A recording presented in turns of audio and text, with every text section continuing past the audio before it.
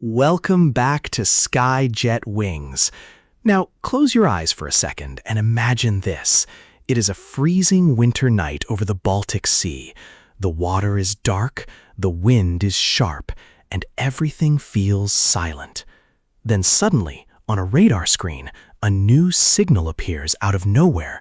Something is moving. Something unknown. Within minutes, Swedish Gripen fighter jets scream into the night, not from a big airbase, but from a dark highway. Their fuel comes from a simple truck. Their wheels still carry dust and gravel from the road. On the island of Gotland, Home Guard soldiers move into position. A Patriot missile battery slowly turns its radar toward the threat. No panic, no noise, just cold, calm readiness. This is Sweden in 2026. Yes. Sweden is no longer just the quiet country sitting in the north of Europe. It is now NATO's newest sharp-edged shield. Small on the map, yes, but dangerous to attack. Think of Sweden like a porcupine. It may not look huge, but if you try to bite it, you will suffer.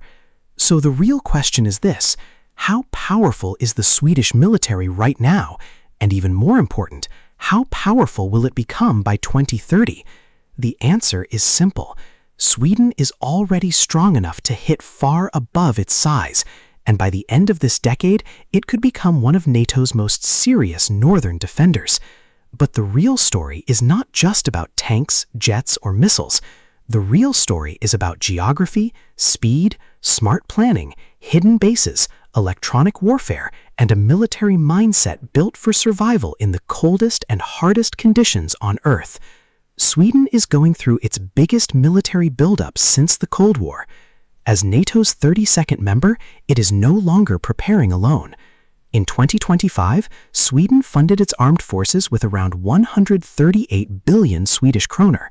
And from 2025 to 2030, the government planned more than 170 billion kroner in extra defense spending.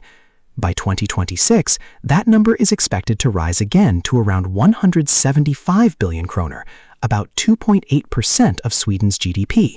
And later in the decade, Sweden wants to move even closer to 3.5% for core defense. This is not quiet Nordic minimalism anymore. This is Nordic rearmament. But weapons are only one part of the story. The real strength of any military is its people. Sweden is growing its wartime force from about 88,000 positions to nearly 115,000 by 2030. That includes professional soldiers, conscripts, civilians, and the Home Guard. Conscription is also expanding fast. Around 8,000 people are expected to be trained in 2025, rising to at least 10,000 every year by 2030, and even higher after that. This means Sweden is not just buying more equipment, it is building a deeper, stronger, and more ready force. And this growing force has a clear purpose. By 2030, Sweden plans to have 4 brigades ready in all key areas. That means more soldiers, more structure, more firepower, and more ability to defend Swedish land, sea, and airspace. The message is clear. Sweden is preparing for a future where speed matters, readiness matters, and hesitation can be dangerous. So when people ask, how powerful is Sweden's military? The answer is not just in the numbers. It is in the way Sweden fights. It is in Gripen jets taking off from highways. It is in soldiers trained to move fast through forests and snow. It is in missile systems watching the Baltic. It is in a country that understands one thing very clearly. In the modern battlefield, survival belongs to those who can disappear, strike, move, and strike again. And that is what makes Sweden different. Not the biggest military, not the loudest, but one of the smartest, fastest, and most dangerous forces in Europe's north. Picture Sweden's future army like this: 3 heavy mechanized brigades acting as the armored hammer, and 1 light brigade moving like a fast, sharp blade through cities, islands, forests, and coastal areas. This is not a slow military built only for parade grounds. This is a force being shaped for real war, fast movement, sudden strikes, and survival under pressure. Above it all, Sweden is bringing back a proper divisional structure, meaning the army will not just have units, but a stronger command system to control them in battle. And then there is the Home Guard, around 22,000 people, who may not always get the spotlight, but they are one of Sweden's most important defensive weapons. They are local, they know the land, they can mobilize quickly, and they are very hard to surprise. In a crisis, these are the people who can guard bridges, ports, roads, fuel depots, islands, and key locations before the enemy even understands what is happening. But here is the reality. Building a strong army is not like buying a machine and switching it on. A brigade needs officers, junior leaders, mechanics, medics, communication teams, logistics, training, planning, and discipline. You cannot create that overnight. Sweden's government knows this. The plan is ambitious, but the clock is tight. Prices are rising, weapons take time to arrive, and defense industries are under pressure across Europe. So yes, Sweden's 4-brigade goal is possible, but only if the money keeps coming, the training system expands, and industry delivers on time. Now, let's give this army some teeth. On land, Sweden's armored force is becoming much sharper. After sending some Leopard 2 tanks to Ukraine, Sweden moved quickly to rebuild and strengthen its own tank fleet. Stockholm signed for 44 new Leopard 2 A8 tanks and upgrades for 66 existing tanks, aiming for a future fleet of around 154 modern Stridsvagn 123 variants by 2031. That means Sweden is not just replacing losses, it is preparing for a heavier, more dangerous future battlefield. The infantry's main fighting machine remains the CV-90, one of the toughest armored vehicles in Europe's north. This is not just a vehicle built for roads and sunshine. It is made for forests, snow, mud, and brutal close combat. Sweden continues to modernize it, while also working with its neighbors to buy and standardize equipment faster. In simple words, Sweden wants its forces and allied Nordic forces to fight more smoothly together. Then comes the artillery, the Archer system. This is one of Sweden's most feared battlefield tools. It can fire, move, hide, and fire again before the enemy can properly respond. That shoot and scoot style has become one of the biggest lessons from Ukraine. On the modern battlefield, if you stay still, you die. Sweden understood this clearly. That is why it is also investing heavily in ammunition, because powerful guns mean nothing if they run out of shells. Air defense is another area where Sweden is moving fast. Sweden already has 4 Patriot fire units, known locally as Luftwaffe System 103, armed with advanced PAC-3 MSE interceptors. These are built to deal with high-end threats like ballistic missiles, cruise missiles, and dangerous aircraft. But Sweden is not stopping there. In June 2025, Stockholm added 7 Iris-T SLM medium-range air defense systems designed to protect brigades, Gotland, and key military areas. After watching the war in Ukraine, Sweden learned the lesson very clearly. Without layered air defense, even strong armies become vulnerable. And now, we enter the age of drones. Drones are no longer just a side tool. They are everywhere, watching, tracking, guiding artillery, confusing air defenses, and hunting targets. Sweden knows this. In October 2025, the government committed more than 5 billion Swedish kroner, with 3.5 billion kroner fast-tracked for counter-drone systems between 2026 and 2028. That means Sweden is pulling future deliveries forward by years because the threat is already here. At the same time, Sweden and Saab have been testing drone swarm technology under NATO exercise conditions. Imagine small, unmanned aircraft spreading across the battlefield, some searching, some confusing the enemy, some feeding target data, and some working with jammers and shooters. This is not science fiction anymore. This is the new battlefield, and Sweden is trying to stay ahead of it. Now shift your eyes to the sky, because Sweden's Air Force is where things get truly special. In late October 2025, the Swedish Air Force accepted its first Gripen E, starting the transition towards 60 new Gripen E fighters, while still keeping a strong fleet of Gripen C/D jets during the overlap. But the Gripen is not just another fighter jet. Its real power is not only in the air. Its real power is the way it survives on the ground. Gripen does not need a luxury airbase to fight. It can operate from highways, road strips, and hidden locations. It can land, refuel, rearm, and take off again quickly. That means an enemy cannot simply destroy one big airbase and cripple Sweden's air force. The jets can scatter, hide, move, and return from unexpected places.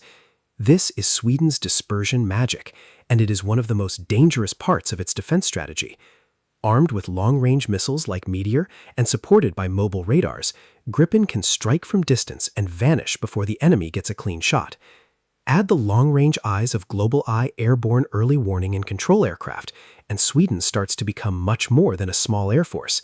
It becomes a smart, connected, mobile air defense network, one that can see far, move fast, and hit hard. So when people look at Sweden and only see a small country, they miss the real picture. Sweden is not trying to build the biggest military in Europe. It is building something different, a force that is hard to find, hard to hit, fast to move, and painful to fight. By 2030, if this plan stays on track, Sweden will not just be NATO's new member, it will be one of NATO's sharpest northern weapons. Sweden's air power is becoming harder to break and harder to predict. With more Gripen jets, mobile radars, and the new Gripen E entering service, Sweden is building an air force that can move fast, hide well, and strike from unexpected places. But fighter jets are only one part of the story. In October 2025, Sweden signed for 4 Embraer C-390 transport aircraft, with the first expected by the end of 2027. These aircraft may not look as dramatic as fighter jets, but they are the machines that keep a war effort alive. They can move heavy weapons, supplies, ammunition, and equipment to remote bases, islands, and even highway airstrips in bad weather. In simple words, they make the whole military faster. And above the battlefield, Sweden is also entering a new era. In August 2024, Sweden placed its first military communication satellite, GNA-3, into orbit.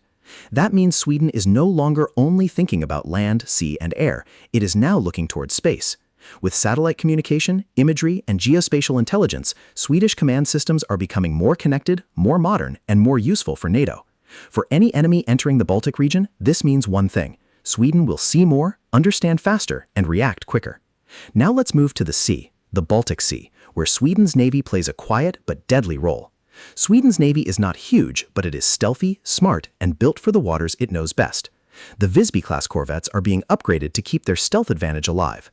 These ships are designed to be difficult to detect and dangerous in coastal waters. Then comes the future Luleå-class heavy corvette, expected around 2030, with 4 ships planned into the mid-2030s.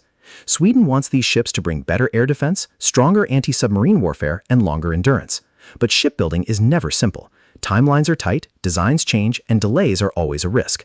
Under the water, Sweden is preparing something even more serious: the A-26 Bleaking-class submarines. They are now expected around 2031 and 2033, later than hoped, but the payoff could be huge. These submarines are being designed for the shallow, difficult, and noisy waters of the Baltic. That makes them extremely dangerous in their home environment. Until they arrive, Sweden's older submarines, torpedoes, and mine warfare systems continue to guard the sea. And in the Baltic, mines and submarines can make life very painful for any enemy fleet. So where does Sweden stand globally? According to 2025 military rankings, Sweden sits around the top 30 military powers in the world and leads the Scandinavian region. These rankings are not perfect, but they show the bigger picture. Sweden may have a small population, but it has advanced weapons, strong industry, smart geography, and now full NATO integration.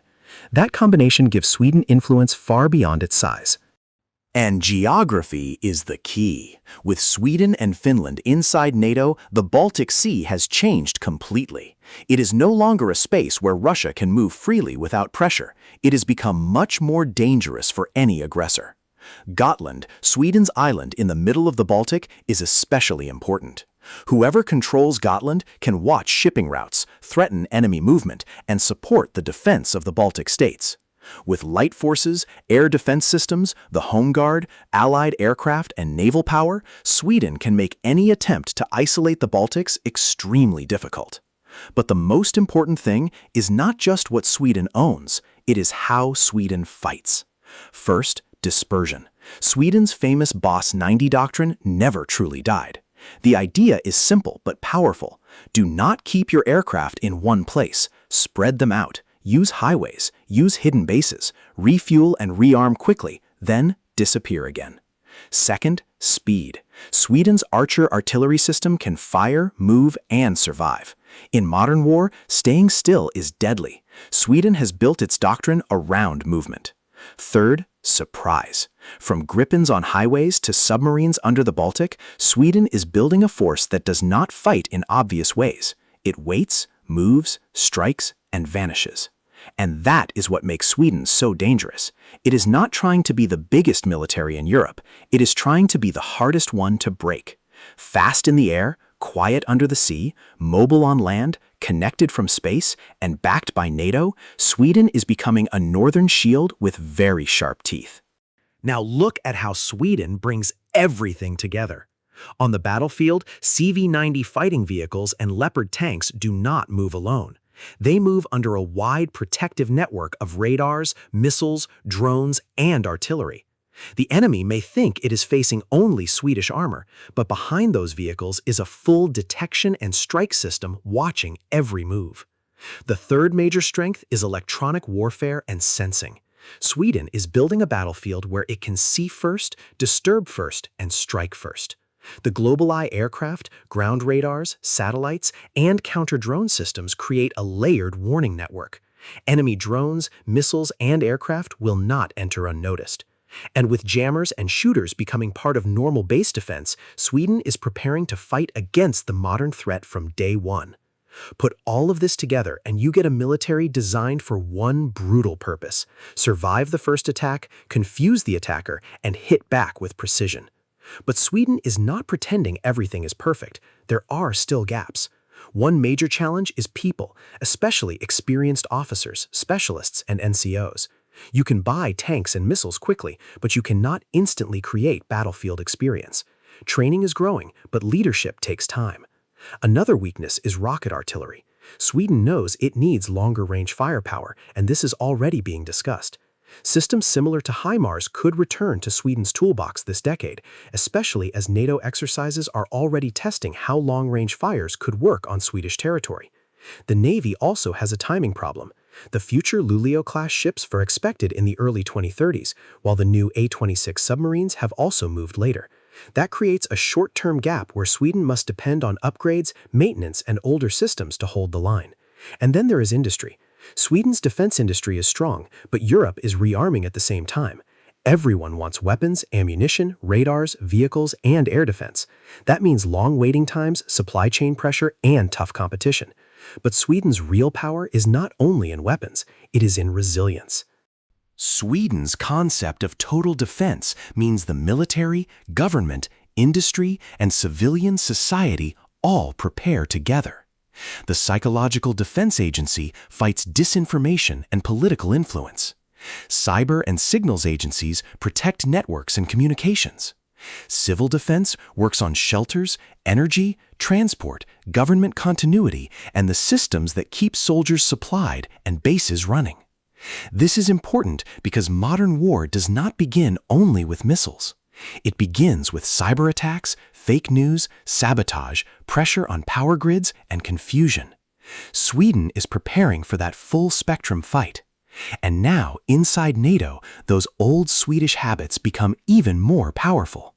Sweden brings a culture of preparation, survival, and contested logistics into the alliance.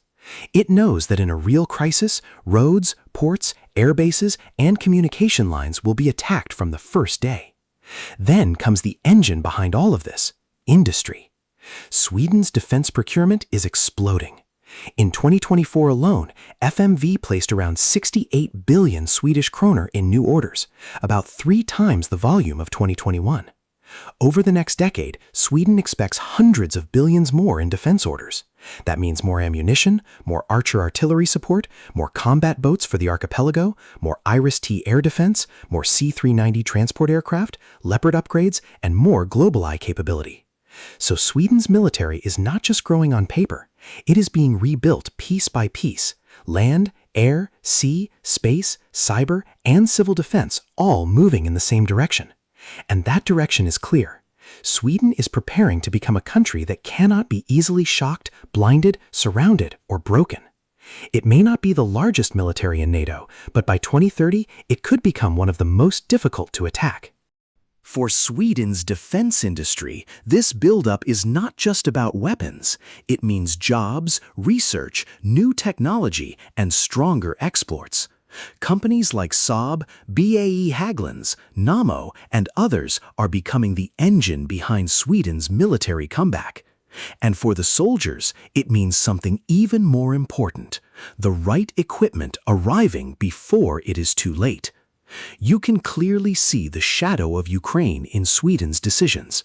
More air defense, more ammunition, more mobility, more drones, and more systems to destroy enemy drones. Sweden has understood the new reality of war. The battlefield is watched by satellites, shaped by social media, attacked by hackers, and filled with cheap drones that can destroy expensive machines in seconds. The lesson is simple: do not depend on one miracle weapon. Survive the first strike. Keep moving, keep seeing, keep shooting. Now imagine this scenario. An enemy tries to test NATO in the Baltic. Within hours, Sweden's Gripen jets are no longer sitting at big airbases. They are spread across highways, hidden strips, and secondary locations. Global eye aircraft start watching the sky. Patriot and IRST systems build a deadly shield. Counter-drone defenses protect ports, bases, and supply routes. On Gotland, the Light Brigade joins the Home Guard, while ships, C-390 transports, and Allied aircraft move weapons, sensors, and supplies across the region. On the mainland, Swedish mechanized brigades push forward with Leopard tanks and CV-90 fighting vehicles. Behind them, Archer artillery keeps firing, moving, and firing again. The guns do not pause because Sweden has learned one thing from modern war: without ammunition, even the best weapon becomes useless. At the same time, somewhere in Kiruna, a Swedish satellite is being used to check an enemy rail junction. A Gripen E rolls down a cold road covered in frost, lifts into the sky, and launches a Meteor missile into a fight Sweden refuses to lose. So is Sweden insanely powerful? Against its real mission, deterring an attack, defending its territory, and making the Baltic a nightmare for any invader? Yes. Sweden is not a superpower, and it does not need to be. It is a specialist. It knows its terrain. It knows its sea. It knows its sky. And now, with NATO behind it, Sweden's role has become even more dangerous. By 2030, if the plan stays on track, Sweden could have 4 strong brigades, around 115,000 wartime personnel, a growing Gripen E fleet, mature layered air defenses, new corvettes entering service, and advanced A-26 submarines moving under the Baltic. At that point, Sweden becomes more than a northern country with good weapons. It becomes the Nordic hinge of NATO's northern front, connecting the Arctic, Scandinavia, and the Baltic into one powerful defense wall. And that is why attacking Sweden would not just be risky, it would be foolish.